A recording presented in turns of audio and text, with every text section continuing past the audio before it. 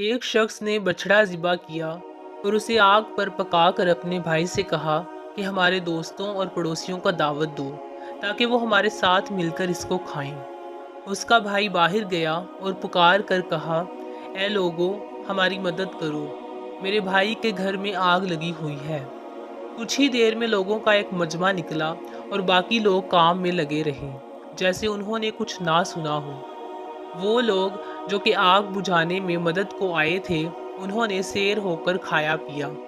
تو وہ شخص اپنے بھائی کی طرف تعجب سے دیکھ کر کہنے لگا، یہ جو لوگ آئے تھے، میں تو انہیں نہیں پہچانتا اور نہ میں نے پہلے ان کو دیکھا ہے۔ پھر ہمارے دوست احباب کہاں ہیں؟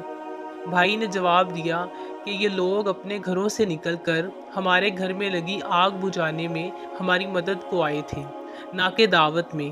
اس لیے یہی لوگ مہمانی اور مہربانی کے مستحق ہیں۔ جس کو تکلیف کے وقت اپنے ارد گرد نہ پاؤ، اس کو دوست، بھائی یا پڑوسی کا نام مت دو، اور جو تنگی کے وقت تیرا ساتھ دے، وہی آپ کے حقیقی ہمدرد ہیں۔